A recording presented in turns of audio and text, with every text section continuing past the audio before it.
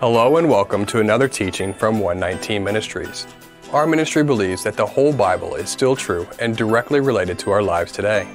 If you would like to know more about what we believe and teach, please visit us at testeverything.net.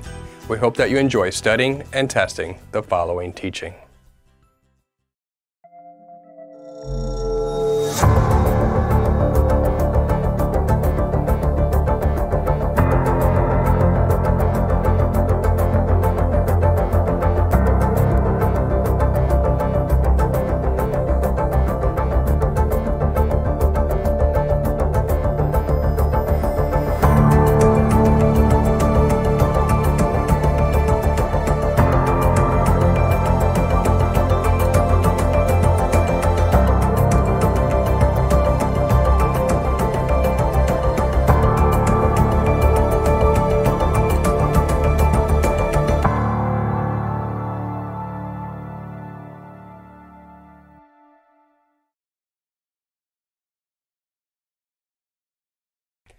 Atheists, radical feminists, and other critics of the Bible often claim that the Bible has misogynistic overtones.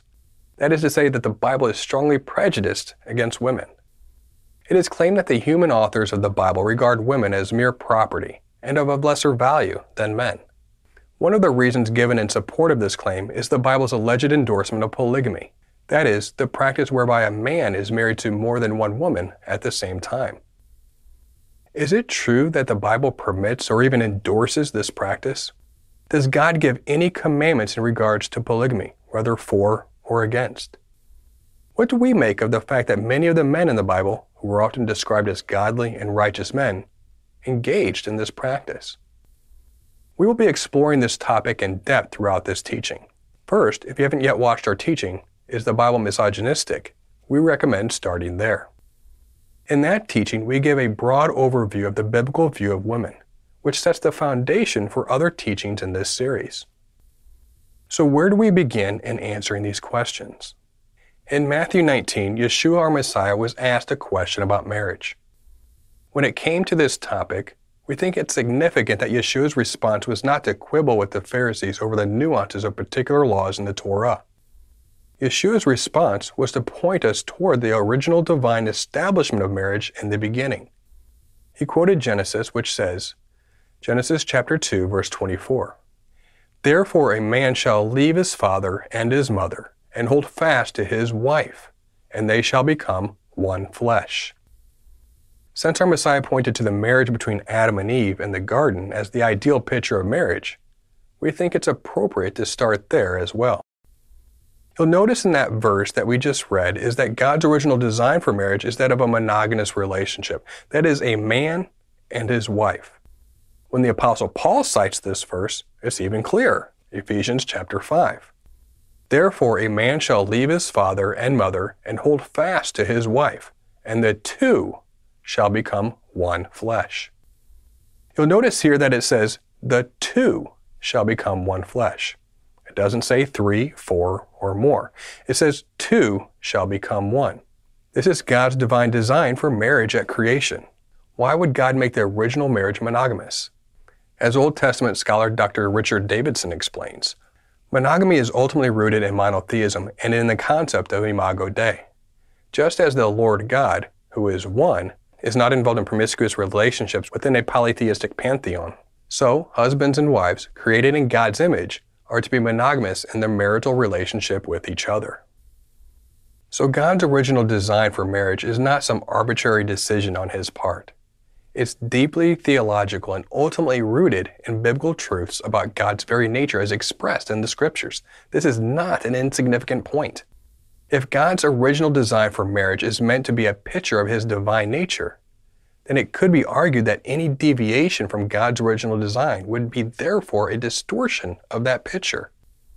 As followers of the God of Israel, our purpose is to bear God's image. That is, to accurately represent who God is by how we live our lives. And that includes our marriages. Some might object, but wait. If this is so important, why doesn't God give any commandments prohibiting polygamy? On the surface, this is a good objection. If polygamy were so against God's will and design for marriage, we would expect God to make that clear in his law. After all, adultery and homosexuality likewise are distortions of God's original design for marriage, and thus there are clear laws against those acts. But when it comes to polygamy, several passages in the Tanakh, on the surface, seem to permit and even approve of the practice. How do we deal with that? In this teaching, our argument is rather straightforward. First, like homosexuality and adultery, polygamy is a clear deviation from God's original design for marriage as established in creation. Second, the Bible does, in fact, explicitly prohibit the practice of polygamy. Third, rather than being endorsed in the Bible, polygamy is painted in a negative light and actually discouraged throughout the Bible. And fourth, the passages in which polygamy might seem to be approved by God are misunderstood. Regarding our first point, we've already seen through the creation account in Genesis that monogamy is indeed God's original design for marriage. And again, we've seen that both Yeshua and Paul affirm this original design for marriage by using that established truth as the basis for their own teachings. It's not a coincidence that the New Testament consistently and invariably holds the teaching in Genesis that marriage is between one man and one woman. The Apostle Paul clearly says in 1 Corinthians chapter 7, each man should have his own wife and each woman her own husband. Paul's instruction concerning marriage is based on the Torah and the teachings of Yeshua. In 1 Timothy verse 2 and verse 12, Paul also says that the elders and deacons within the congregation are only to have one wife, again reinforcing the importance of this divine truth, as elders are to be examples of righteous living to the rest of the congregation. Some attempt to suggest that Paul's words on righteous living in 1 Timothy chapter 3 verse 2 and verse 12 is referring to divorce.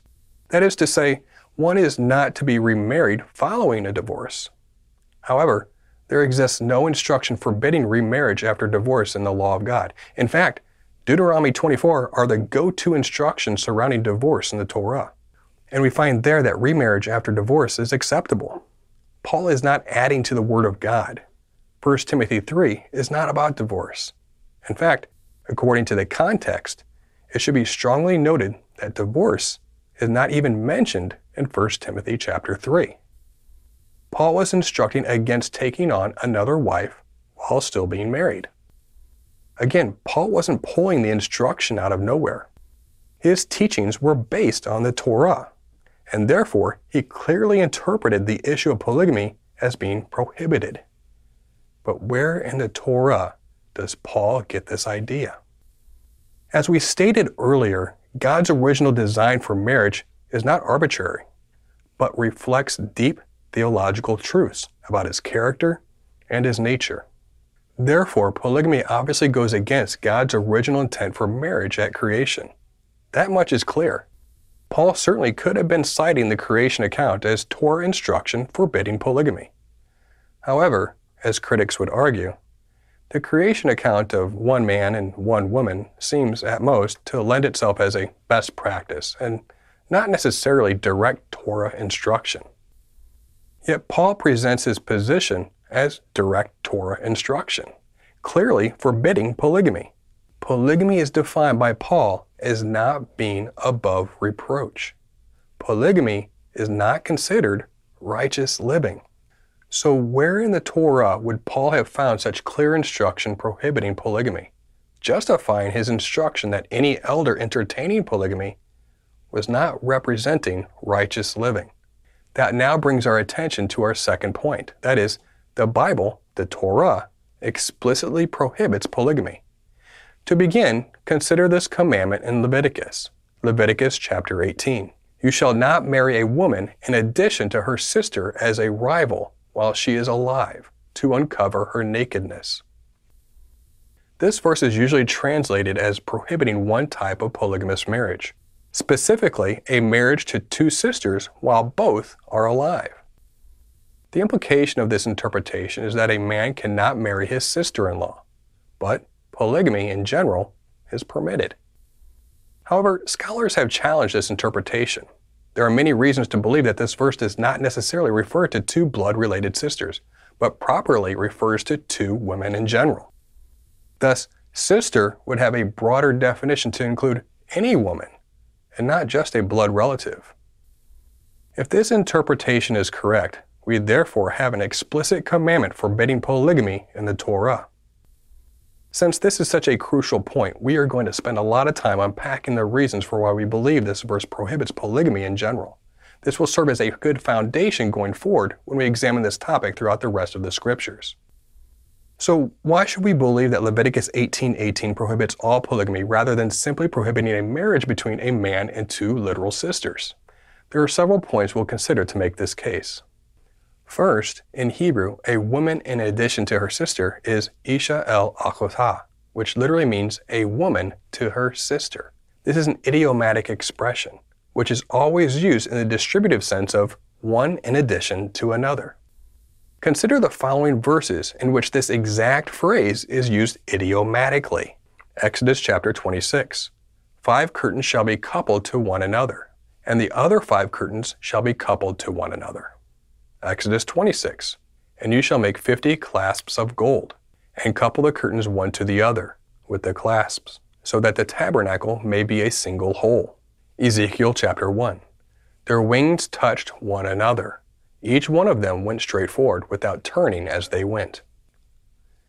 In Exodus 26, you'll notice that it speaks of the coupling of curtains and clasps, one to the other, which is literally a woman to her sister, Isha el Achotah. The exact same phrase used in Leviticus 18:18. The verse in Ezekiel speaks of the wings of the cherubim touching one another, which, again, literally translates to a woman to her sister. In fact, every time the phrase Isha el Achotah occurs in the Tanakh, it is used in an idiomatic manner, meaning one to another. This is also the case with the masculine equivalent of the phrase Ish el Achu, which literally means a man to his brother. Every time this expression occurs, it's used idiomatically in the distributive sense of one in addition to another. So when we interpret the phrase Isha el Achotah in light of the consistent usage throughout the scriptures, Leviticus 18:18 appears not to be understood idiomatically and distributively, as saying, you shall not marry one woman in addition to another woman. This phrase is used in this way everywhere else in the Bible, and therefore, it doesn't seem to make much sense to interpret Leviticus 18:18 as referring to two literal sisters. The word sister in Leviticus 18:18 therefore has a broader reference to a female citizen in general, which certainly has lexical warrant in the Tanakh. Take, for instance, this passage from Hosea. Hosea chapter 2. Say to your brothers, you are my people, and to your sisters, you have received mercy. Here the term sisters is not referring to literal sisters, but has a broader meaning. Interestingly, this interpretation of Leviticus 18:18 was shared by the Qumran community, a first-century Jewish sect, from whom we get the Dead Sea Scrolls. For instance, among the Dead Sea Scrolls is what is known as the Temple Scroll, which contains a commentary on Deuteronomy 17 verses 14 through 20 concerning kings.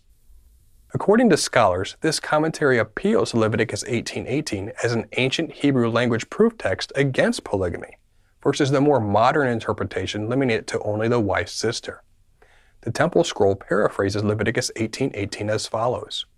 He may not take a wife from any of the nations. Rather, he must take himself a wife from his father's house, that is, from his father's family. He is not to take another wife in addition to her. No, she alone shall be with him as long as she lives. If she dies, then he may take himself another wife from his father's house, that is, his family. Scholar and theologian Angelo Tosado argues that the interpretation of this verse in the Qumran community best reflects the original meaning of Leviticus 18:18. Qumran's interpretation of Leviticus 18:18 is not only correct, but even more faithful to the original sense than the interpretation commonly given today. Based on Paul's comments about men who take on additional wives while already being married not being above reproach, it appears that Paul took the same position on Leviticus 18:18 as the Qumran community. Second, if the author of Leviticus intended Leviticus 18:18 to be understood as a prohibition against marrying literal sisters, thereby implicitly permitting polygamy in general, it would be very clear grammatically. But the textual evidence suggests something else. Old Testament scholar and professor Dr. Gordon P. Hugenberger explains as follows. Indeed, had it been the intention of Leviticus 18:18 to prohibit a man from marrying two women who were literal sisters, it could have done so with considerably less ambiguity by use of the conjunction "and" rather than the preposition "to," that is, a woman and her sister. The grammar of this expression would then be precisely analogous to that of a woman and her daughter, the phrase employed by the author in the immediately preceding verse, where he forbids sexual relations with a woman and her daughter. It appears likely that it was the awareness of this usage which already led the Zadokites in the Qumran community in the 1st century BC, as well as the much later Karaites, to interpret Leviticus 18:18 as an explicit prohibition against polygamy. In other words, the fact that the verse uses the preposition "to" rather than the conjunction "and" lends support to our argument that this phrase is intended to be understood idiomatically, in the distributive sense, rather than talking about two literal sisters. If it were referring to two literal sisters, we would expect the phrasing of the verse to be consistent with the other anti-incest laws of Leviticus 18, but it isn't.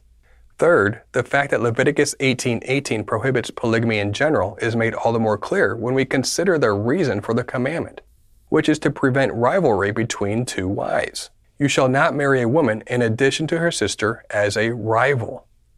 This consequence applies to any type of polygamous union, not merely that of marriage between two literal sisters.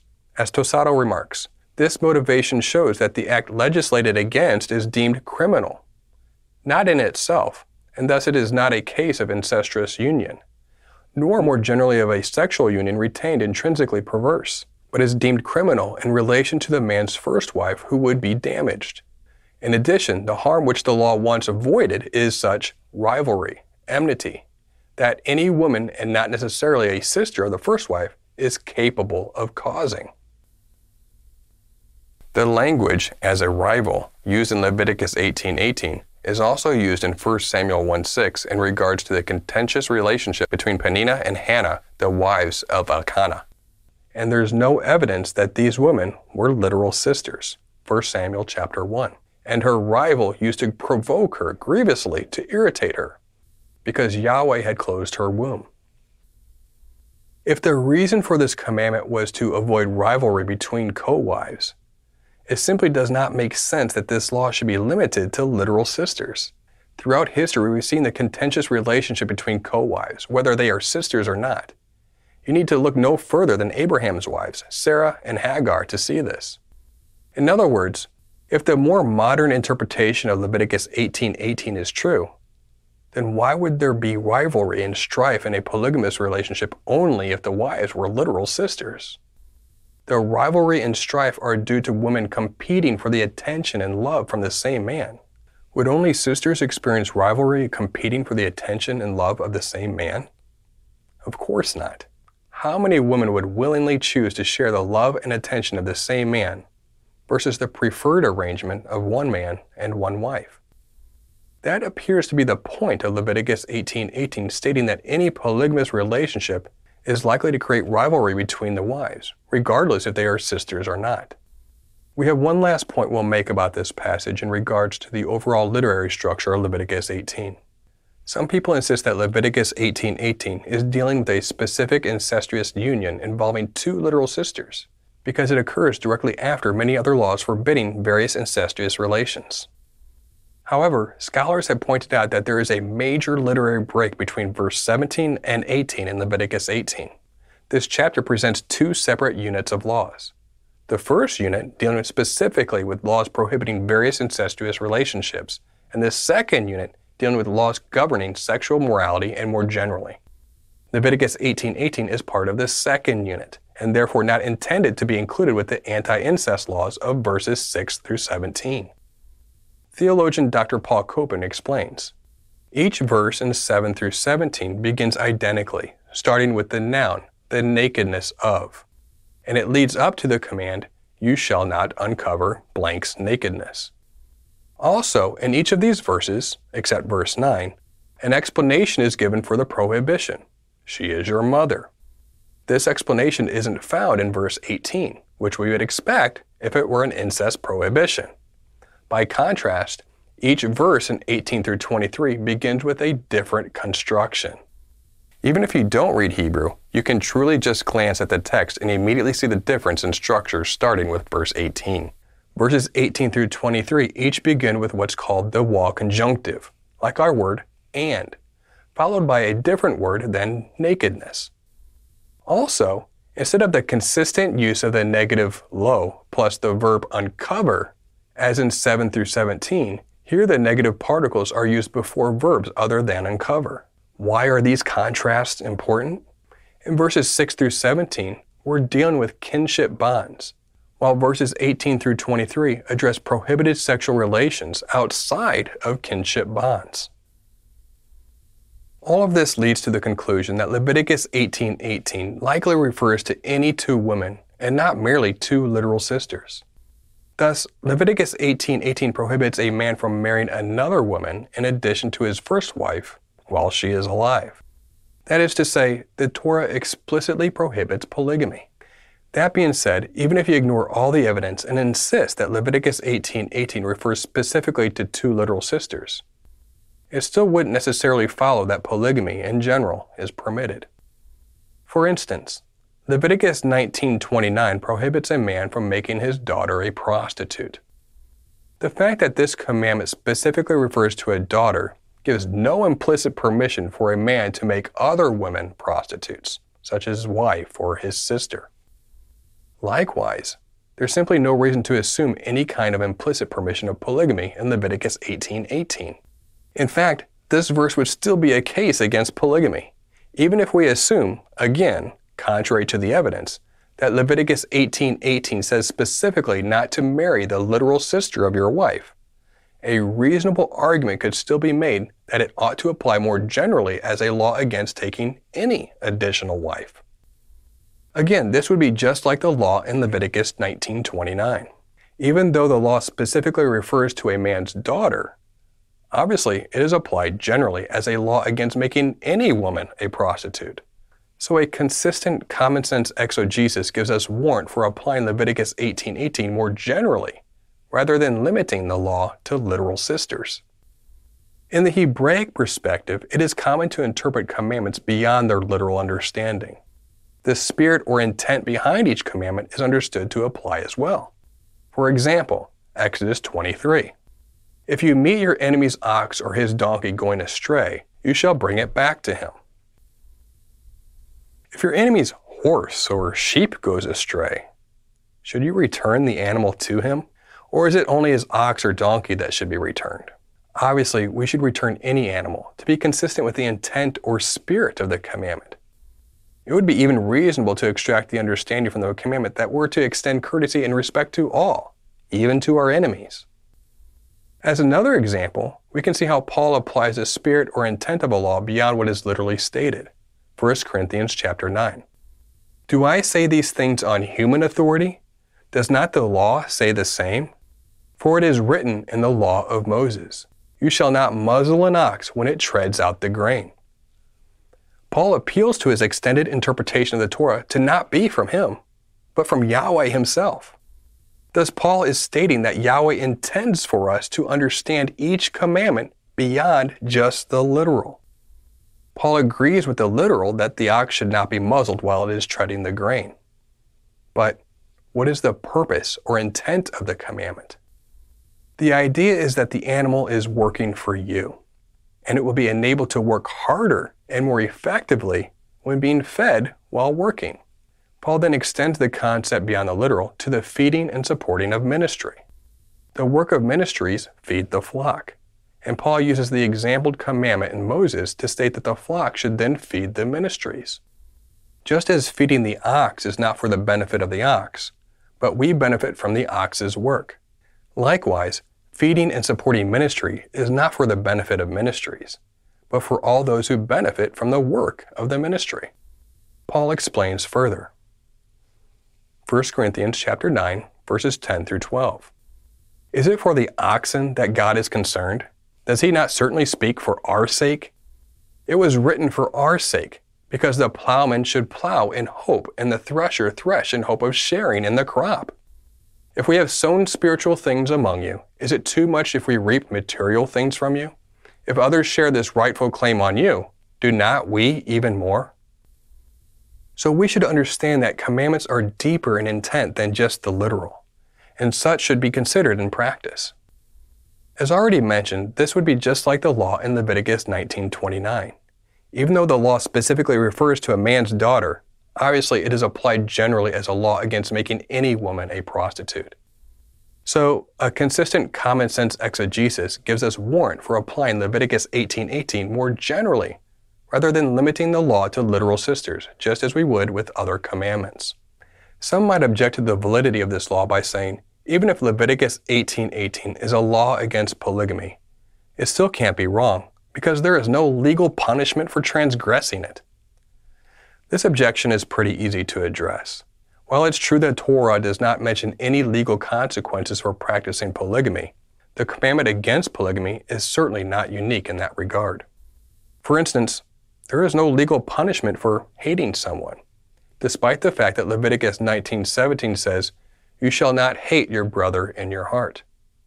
Also, the 10th commandment prohibits coveting, but the Torah likewise provides no civil punishment for breaking this law. Nobody would suggest that the lack of legal punishments for transgressing these commandments invalidates the commandments. So why does polygamy go unpunished within the Torah legal system despite being condemned by God as sin? Hugenberger offers a possible reason. Leviticus 18:18 can be categorized as a lex imperfecta, a law which prohibits something without thereby rendering it invalid, reflecting a society which would have lacked the requisite means of enforcement in any case. In other words, practically speaking, carrying out a punishment for transgressing this law would have been difficult to enforce in the ancient world.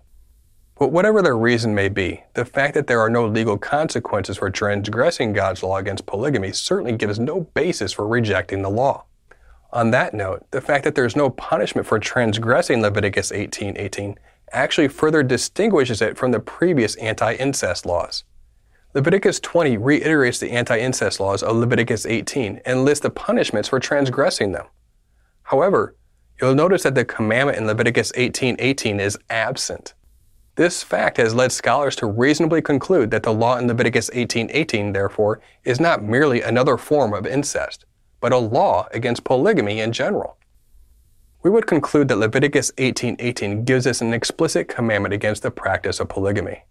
This, of course, aligns with God's original design for marriage as established in creation. Like homosexuality and adultery in the scope of sexual relationships, polygamy is a deviation from God's design, and therefore, we shouldn't be surprised to find a commandment in the Torah that prohibits it. With that said, it really shouldn't surprise us to discover that polygamy, rather than being endorsed, is often painted in a negative light, and through that actually seems to be discouraged throughout the Bible. It could be reasonable to believe that those who practice polygamy throughout biblical history were doing so in direct violation of not only God's original design for marriage exampled in creation, but also likely, as we have seen, violating His law. As Davidson remarks, in the patriarchal period, there are several biblical examples of plural marriages. Although these biblical narratives provide no explicit verbal condemnation of this practice, the narrator presents each account in such a way as to underscore a theology of disapproval. The record of these polygamous relationships bristles with discord, rivalry, heartache, and even rebellion, revealing the motivations and/or disastrous consequences that invariably accompanied such departures from God's Edenic ideal. Some may want to bring up Lamech from Genesis 4 as a man in the Bible who had no negative consequences from his polygamy. We would agree, but the narrative we find in Genesis 4 paints us a picture of a man who lives a life already against the Torah. He is a descendant of Cain, who we know rebelled against the Torah. Lamech lived a life of violence and vengeance. So while we can't say that Lamech had any negative consequences from polygamy, we can say that he was already living a life in rebellion to the Creator. Even some scholars argue that the entire story of Lamech is designed to represent a departure from Yahweh's ideal for humanity as established throughout creation. Lamech's unrighteous lifestyle, being inclusive of polygamy, would hardly be supportive or a positive for polygamy. Aside from Lamech, there are a few more stories in Scripture about those who chose to be polygamist. Abram's polygamy is underscored with being associated with a negative environment. We see the strife and contention between Sarai and Hagar, as well as between Isaac and Ishmael. There may even be a literary parallel between Abram's polygamy with Sarai and Hagar and the fall of Adam and Eve in Genesis 3. For instance, Genesis chapter 3 verse 6 says that Eve took, lakach, the fruit from the tree and gave it, nathan, to Adam. Likewise, Genesis 16 verse 3 says Sarai took, lakach, her servant Hagar and gave, nathan, her to Abram. Also consider Genesis chapter 3 verse 17, which says that Adam listened to the voice of his wife. Likewise, in Genesis 16:2, it says that Abram listened to the voice of his wife, Sarai. You'll notice the identical Hebrew words and expressions used in the same order in both accounts. These parallels have led many scholars to conclude that the biblical author was intentionally connecting the Hagar scandal with the fall of Adam and Eve. In other words, Abram's polygamy is portrayed as the fall of Abram and Sarai, just like Adam and Eve fell in the garden. Hagar, as the second woman, is the forbidden fruit. Moving forward, Jacob's polygamy likewise results in constant strife, contention, deception, and jealousy within his very dysfunctional family. Again, we see with Jacob a clear picture of the effects of turning away from God's original design for marriage and creation. The Bible records that when Esau was 40 years old, he likewise became a polygamist. Esau's wives made life bitter for Isaac and Rebekah. Hebrews chapter 12 verse 16 says that Esau had a sexually immoral and unholy character. So it's not surprising to see that he deviated from God's design for marriage by being a polygamist. Sometimes the judge Gideon, who is said to have had many wives in Judges chapter 8 verse 30, is offered as an example of God's endorsement of polygamy. While it's true that Gideon is given as an example of faith in Hebrews chapter 11 verse 32, there is no reason to assume that God endorsed every aspect of his character and deeds. In fact, a major theme of the book of Judges is that man did what was right in his own eyes. The author's point is to condemn the idolatry and sexual immorality of the times, and he did that by recording all the ugly details and catastrophic results of sin. Gideon is no exception.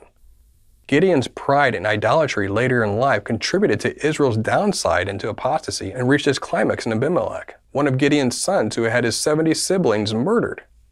In fact, it could be argued that the author deliberately mentions Gideon's polygamy in order to connect it to his negative legacy. Perhaps the most obvious example of the disastrous consequences of polygamy is King Solomon, who had married 700 women and had 300 concubines. Solomon's polygamy was in direct opposition to the commandment given to kings in Deuteronomy 17:17 not to multiply wives, which we'll unpack in more detail a little later. The biblical author is clear that Solomon's idolatry and eventual downfall were the direct result of his polygamy. 1 Kings chapter 11. He had 700 wives who were princesses and 300 concubines, and his wives turned away his heart. For when Solomon was old, his wives turned away his heart after other gods, and his heart was not wholly true to Yahweh his God, as was the heart of David his father. We acknowledge that Solomon married many foreign women, and those foreign women knew other gods, which also appears to have influenced Solomon to also go after other gods. However, Scripture notes how many wives Solomon had for a reason, and clearly, this did not go well for him. Opponents of our position might object to some of these examples that we pointed out and insist the contention, heartache, and rebellion, etc. were not because of polygamy. We agree that all these situations were maybe not caused by polygamy itself, or just about contention between wives. Of course, there were likely additional factors involved. However, there does appear to be a link between some fairly disastrous events and families in which polygamy occurred. Again, as Davidson has said, although these biblical narratives provide no explicit verbal condemnation of this practice, the narrator presents each account in such a way as to underscore a theology of disapproval. The disastrous consequences that have accompanied the practice of polygamy throughout Israel's history perhaps contribute to the Jewish people all but abandoning the practice by the 1st century. Biblical scholar and Rabbi J.H. Hurt says, polygamy seems to have well-nigh disappeared in Israel after the Babylonian exile. Early rabbinic literature presupposes a practically monogamic society, and out of the 2,800 teachers mentioned in the Talmudim, one is only stated to have 2 wives. In the 4th century, Aramaic paraphrase of the book of Ruth, the kinsman, refuses to redeem Ruth, saying, "I cannot marry her, because I am already married. I have no right to take an additional wife, lest it lead to strife in my home. Such paraphrase would be meaningless if it did not reflect the general feeling of the people on this question. What is really important to note here, and please do not miss it, is that the Targum specifically mentions that the kinsman could not marry because he was already married. Not only that, but look at his further reasoning, lest it lead to strife in my home. That language connects directly back to Leviticus 18:18, in which marrying another would cause rivalry between the wives. This goes to show that the general interpretation of Leviticus 18:18 was not limited to just literal sisters, but instructed against taking any additional wife, lest it should cause rivalry in the household. Of course, as we mentioned earlier, some sects of Judaism in the first century, like the Qumran community, completely prohibited the practice. Not only that, but also, like we mentioned earlier, the apostolic instruction in the first century consistently and invariably upholds monogamy as God's design for marriage. So this is what we have established so far. First, like homosexuality and adultery, polygamy is a clear deviation from God's original design for marriage as established in creation. Second, the Bible does in fact appear to explicitly prohibit the practice of polygamy. And third, rather than being endorsed in the Bible, polygamy appears to be painted in a negative light and is consequently discouraged throughout the Bible. Before we move on to our next point, it's important that we address the issue of concubines since it is related to this topic. It was not uncommon in the ancient world for men to have concubines in addition to wives, and we even see some men in the Bible who practice concubinage. We'll be unpacking this issue specifically in a later teaching, but here's a quick summary of the issue. Sometimes the term concubine refers to a legitimate wife whom a man marries after the death of his first wife. This is the case with Keturah, who is called Abraham's wife in Genesis 25 verse 1, but is concubine in 1 Chronicles chapter 1 verse 32. Like we've already mentioned, there is nothing wrong with a man entering into a monogamous marriage with a woman after divorce or the death of his first wife. However, most of the time, this term refers to a woman who could be taken by a man without any legal formalization. She would voluntarily sell herself as a maidservant to a Hebrew family for the purposes of a man's sexual pleasure as well as to bear children in the case of barrenness. We see this with Jacob, who had two concubines, Bilhah and Zilpah, in addition to his wives Rachel and Leah. In the ancient world, a concubine did not have the same legal status as a full and legitimate wife. Many of the arguments we've given in this teaching to demonstrate God's disapproval of polygamy can also apply to concubinage. For instance, number 1. The ideal established in creation is one man and one woman, which certainly precludes multiple sexual partners at the same time, whether or not they are official wives in the eyes of ancient Near Eastern society. Number 2. In regards to Leviticus 18:18, one of the primary reasons for the command was to prevent the rivalry and strife that occurs when women compete for the attention and love from the same man. Any sexual relationship with multiple women is likely to result in such rivalry. Thus, the harm that the law once prevented certainly would apply to concubinage as well as polygamy. Number 3, concubinage usually appears right alongside polygamy as being painted in a negative light throughout the Bible, and therefore appears to be discouraged. So like polygamy, we'd argue that concubinage is against God's will. The nuanced difference being that concubinage could actually be classified as a type of fornication, that is to say, unlawful sexual activity, which would include sexual relations outside of the marriage covenant. As we mentioned in the first part of this series, is the Bible misogynistic? We learn that the sexual union is to be enjoyed only within the boundaries of a committed covenant relationship between husband and wife. Since a concubine is considered to have an inferior status to that of a legitimate wife, the practice of concubinage violates the sacredness of the sexual union between husband and wife. Like we said, this topic will be treated fully in its own teaching. But for now, it's clear that the reality of concubinage in the ancient Near East certainly does not lend support to the idea that God approves of such practice, let alone that He approves of polygamy. Now let's move on to our fourth point, the passage in which polygamy might seem to be approved by God or misunderstood. Despite everything we've already covered, some people will still insist that the Bible teaches that God at least implicitly permits and perhaps approves of the practice of polygamy. A number of passages are presented in support of this assertion. Our contention, however, is that these passages have been misunderstood. When we read them in context, we find that they in no way suggest that God approves of this practice. Let's now turn our attention to the main arguments and passages in support of the pro-polygamy position. The first passage we'll look at is Exodus 21. Exodus 21. When a man sells his daughter as a slave, she shall not go out as the male slaves do. If she does not please her master, who has designated her for himself, then he shall let her be redeemed. He shall have no right to sell her to a foreign people, since he has broken faith with her. If he designates her for his son, he shall deal with her as with a daughter. If he takes another wife to himself, he shall not diminish her food, her clothing, or her marital rights. And if he does not do these three things for her, she shall go out for nothing, without payment of money. There is certainly a lot of confusion when it comes to this passage. It's beyond the scope of this teaching to address all of the difficult questions that arise from these verses, most notably the regulation of slavery. But if you'd like more information on that topic, we do unpack this passage and others in our teaching, Slavery and the Bible. For now, we're just going to focus on a couple of particular points. When the passage speaks of the man taking another wife to himself, it is assumed that this refers to another wife in addition to the young maidservant mentioned previously in the passage. Thus, it is argued that this passage permits polygamy. However, when you carefully read through the passage, it's clear that these laws have literally nothing to do with polygamy. A plain reading of the text demonstrates that these laws are in regards to what is to be done when an engagement falls through.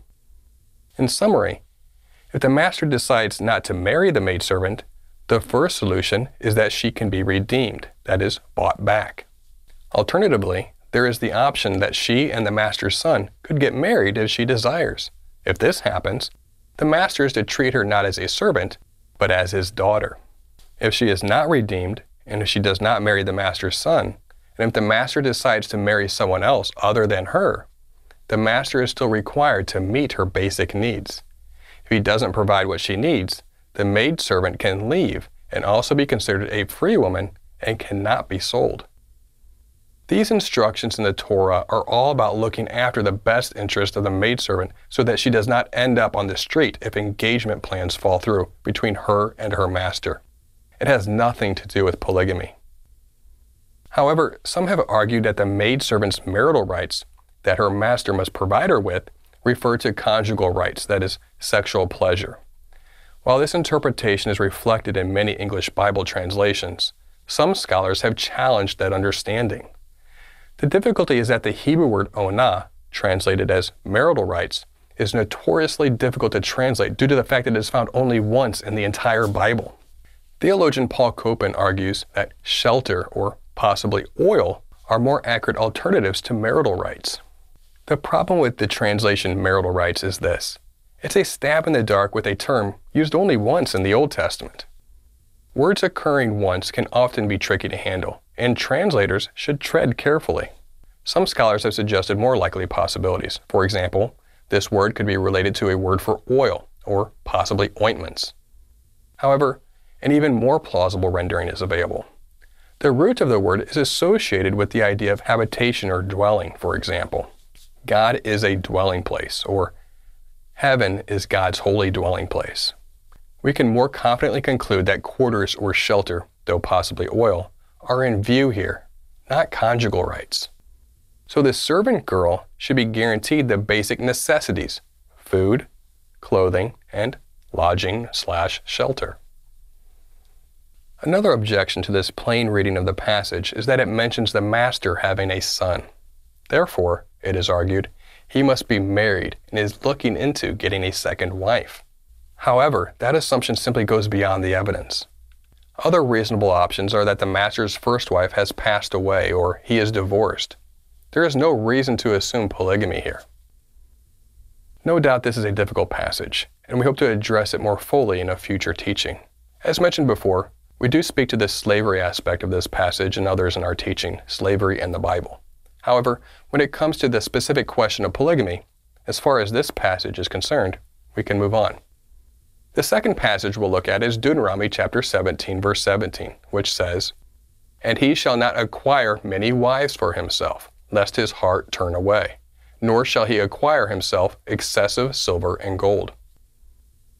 The command not to acquire many wives is among several commandments given to the kings of Israel. This is often interpreted as God forbidding a king from marrying an excessive number of women, but implicitly permitting polygamy for kings on a moderate level. In other words, it is said that a king is allowed to marry multiple women, just not too many. When this verse is taken in isolation, due to the imprecise language used, there simply isn't enough evidence to say that this verse prohibits polygamy. However, when we read this verse in its immediate context, we see something interesting. Consider the verses that immediately follow, verses 18 through 20. And when he sits on the throne of his kingdom, he shall write for himself in a book a copy of this law, approved by the Levitical priests. And it shall be with him, and he shall read it in all the days of his life, that he may learn to fear the Lord his God by keeping all the words of this law, and doing them, that his heart may not be lifted above his brothers, and that he may not turn aside from the commandment, either to the right hand or the left, so that he may continue long in his kingdom, he and his children in Israel. Just like his fellow citizens, the king was to follow the Torah. He was to write his own copy of the Torah and study it that he may not turn from God's commandments. And of course, as we established earlier in this teaching, one of God's commandments appears to prohibit polygamy. Since the king's righteous behavior was to serve as an example to the nation of Israel, it's therefore reasonable to conclude that Deuteronomy 17:17 upholds a similar prohibition against polygamy given to all of God's people in Leviticus 18:18. Furthermore, since the intent of these commandments was so that the king would not think of himself as superior to other Israelites or think of himself as above God's law, the language used in verse 17 to not acquire many wives for himself ought to be understood in that light. That is to say, the king is prohibited from having more wives than regular Israelites were allowed to have, namely, more than one. Now, if the intention of this verse was to prohibit all polygamy, some might say that it should be clearer. However, as Dr. Gordon P. Hugenberger explains, one may object that this prohibition would have been clear had it simply stated the king shall not take a second wife, or shall not have more than one wife, etc. Given the undeniable right to remarry following divorce or the death of a spouse, however, the expression as it exists in 1717 may be deemed adequate. In other words, insisting that the language in verse 17 ought to be more precise in its prohibition of polygamy doesn't take into account a person's right to take another wife after divorce or the death of their first spouse. Therefore, the language in verse 17 allows for that right while also prohibiting polygamy, as we can clearly see when we read it in context. The third passage we'll look at is Deuteronomy 21, verses 15 through 17, which says, "If a man has two wives, one loved and the other unloved, and both the loved and the unloved have borne him children, and if the firstborn son belongs to the unloved, then on the day when he assigns his possessions as an inheritance to his sons, he may not treat the son of the loved as the firstborn in the preference to the son of the unloved, who is the firstborn, but he shall acknowledge the firstborn, the son of the unloved, by giving him a double portion of all that he has, for he is the firstfruits of his strength. The right of the firstborn is his." It is claimed that since this law regulates a polygamous union, that God therefore approves of the practice. Again, that is an inaccurate assumption. To give an example, the same could be said for Deuteronomy 23, verse 18, which forbids prostitute wages from being used as payment of vows. The existence of this law certainly does not legitimize prostitution. Thus, in the same way, the existence of a law detailing the rights of a firstborn in a less than ideal situation when a man has two wives does not legitimize polygamy. The fourth argument we'll look at is based on God's instructions concerning levirate marriage in Deuteronomy 25, verses 5 through 10. This law states that when a husband dies childless, his brother or near relative is to marry the deceased husband's widow in order so that the firstborn from this marriage would be the legal heir of the deceased husband. It is argued that since this passage does not explicitly exempt a married brother from his levirate duty, it is theoretically possible that this law would require a married brother to take an additional wife. You could argue that possibility exists in theory, but when we look at the actual evidence of this law being carried out in practice, we see something different. We see the practice of levirate marriage being employed only 2 times in the Bible, with Tamar and Ruth. In both cases, they were remarried to men who did not already have a wife. It's important to also understand that this law was not given in a vacuum, but ought to be understood in light of everything else the Torah says on the subject. There are clear exemptions to this law, even if they aren't explicitly stated. For instance, when Tamar's husband Onan died, she was told to remain a widow until Onan's brother Shelah was old enough to marry her. But an exemption for age is never stated in the law. We can reasonably conclude, therefore, that there could be other exemptions even if they aren't explicitly stated in the passage. And since we've already demonstrated how the Torah likely prohibits polygamy in Leviticus 18:18, we can reasonably conclude that this law exempts married relatives from this duty. Admittedly, since the passage does not exhaustively cover every single situation in which the Levirate duty may or may not apply, someone could argue that polygamy is permitted. However, that conclusion appears least likely. At most, it's the rare exception to the rule and only permitted in extremely specific circumstances. This could be compared to the principle that breaking the Sabbath is allowed in order to save a life of a person or animal. Those specific situations in which breaking the Sabbath might be necessary to save a life do not give permission for breaking the Sabbath in general. Likewise, while it's theoretically possible that polygamy might be permitted in extremely rare circumstances, that possibility certainly does not suggest that polygamy ought to be approved in any other situation. Regardless, this commandment needs to be understood in light of everything else the Bible says on the topic. And since the Bible is clear that polygamy is against God's will, it's reasonable to conclude that married relatives would be exempt from the Levirate duty. The fifth argument we'll look at is the claim that Moses himself had two wives at the same time. It is argued, therefore, that Moses couldn't have given commandments from God prohibiting polygamy since Moses was practicing it himself. But is this claim true? The suggestion that Moses is a polygamist is based on the assumption that Moses' wife, Zipporah, a Midianite, is a different woman than the Cushite woman mentioned in Numbers 12 verse 1. However, there is simply no evidence for this assumption. The most likely explanation is that the Cushite woman refers to Zipporah. In the Wycliffe Bible Encyclopedia, John Rea remarks, "It is possible that Zipporah, a Midianite, was also designated a Cushite, for Midian included part of northwest Arabia where some Cushite tribes lived. Furthermore, she may have been called a Cushite because of her complexion that may have been darker than that of most Israelites." This can be further confirmed in Habakkuk chapter 3 verse 7, where Cushan and Midian occur in synonymous parallelism, suggesting that perhaps the terms referred to the same region. The issue in Numbers 12 is that Miriam and Aaron called Zipporah a derogatory name because, according to the very next verse, they were frustrated with Moses' leadership and likely jealous of the influence that Zipporah had over Moses as his wife. Calling her a Cushite woman was an attempt to demean and depersonalize Zipporah and therefore bring indictment against Moses for marrying a non-Hebrew. Whatever the case may be, the text certainly does not prove that Moses had more than one wife at the same time. The only way to arrive at such a conclusion is through a series of baseless assumptions. The sixth argument we'll look at is the suggestion that King David, a man after God's own heart, practiced polygamy. Therefore, God must permit or even approve of it.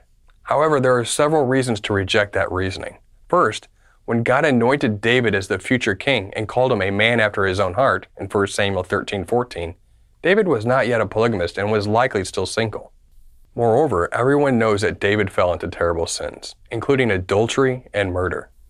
So this statement certainly does not imply an endorsement of all of David's behavior, and therefore it cannot be used to suggest that God approved of David's polygamy. Why don't we see Yahweh rebuke anyone for the sin of polygamy? God does not always rebuke every sin that everyone commits, but that does not mean that Yahweh endorses it.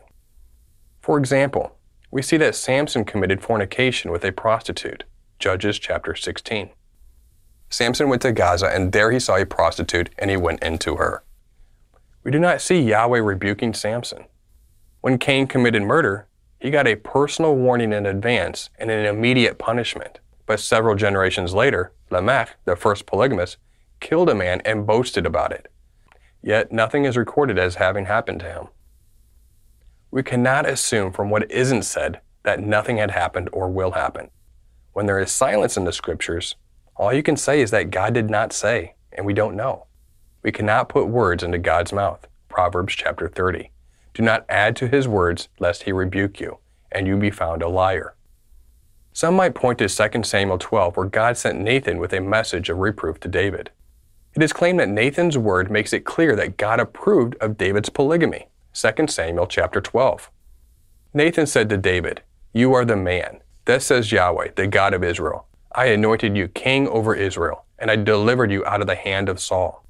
And I gave you your master's house and your master's wives into your arms, and gave you the house of Israel and of Judah. And if this were too little, I would add to you as much more." Some might say, see, God gave David Saul's wives. How can God be against polygamy if he gave David multiple wives himself? There are some problems with this argument. First, why do we assume that God's giving of Saul's wives to David implies that David married them? There is no evidence to suggest that. It's much more likely that God's giving of Saul's house and wives into David's arms merely speaks of all of Saul's estate being transferred to David's care. There's nothing in the text that indicates marriage at all. Second, just a few verses later, in verse 11, God says that he will give David's wives to David's neighbor, who would then sleep with them. 2 Samuel 12.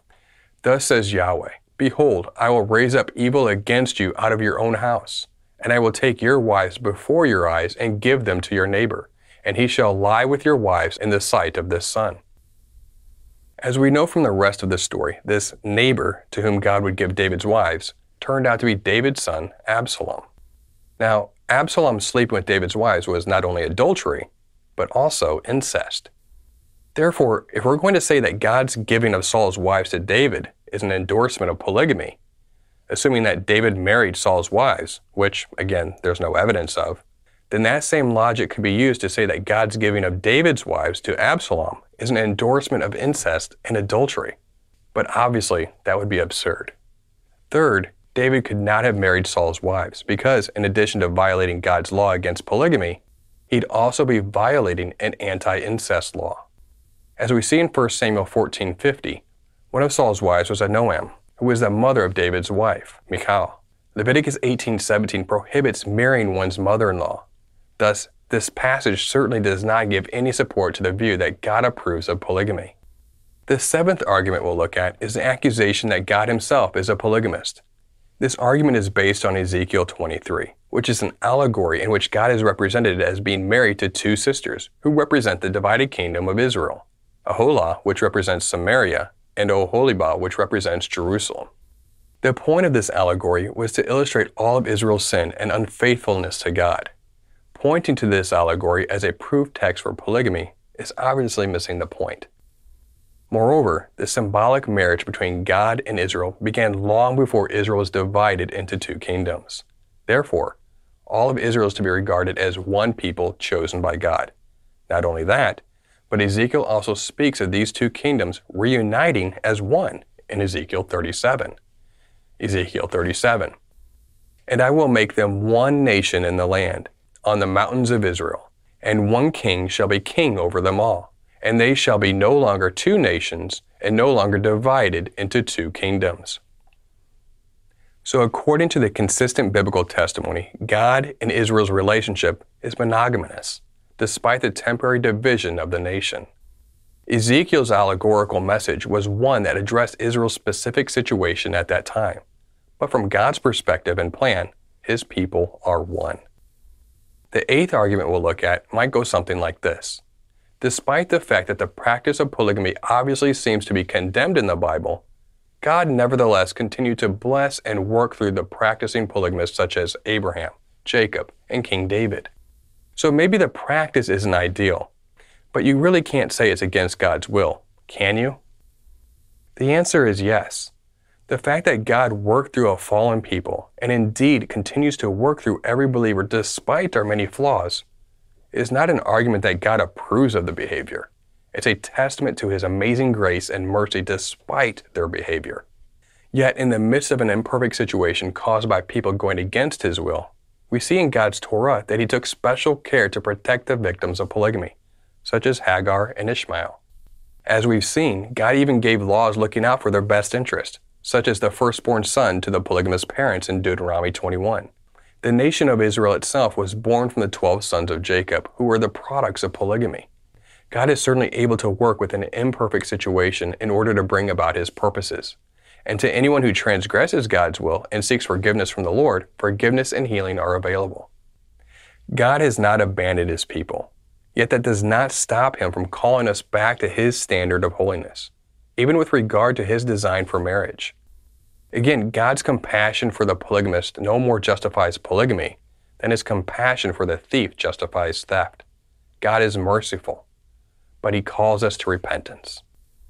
In conclusion, with regard to the question, does the Bible endorse polygamy? Here's what we've learned. We've established that polygamy is a clear deviation from God's original design for marriage, as established in creation, to which Yeshua and Paul agree. We've established that Paul clearly interprets the Torah to instruct against polygamy, going as far to say that a man is not above reproach unless he is married to no more than just one wife. We've established that the Bible does, in fact, appear to explicitly prohibit the practice of polygamy in Leviticus 18:18, which justifies Paul's position. We've established that polygamy is painted in a negative light and discouraged throughout the Bible. And finally, we have established that the passages in which polygamy might seem to be approved by God have been misunderstood. Therefore, we believe the answer to this question is an obvious no. Polygamy was never endorsed, not then and not now. Our conclusion is, for whatever it is worth, that the Bible prohibits it, and it is contrary to God's will and design for marriage. We pray that you've been blessed by this teaching. Remember, continue to test everything. Shalom.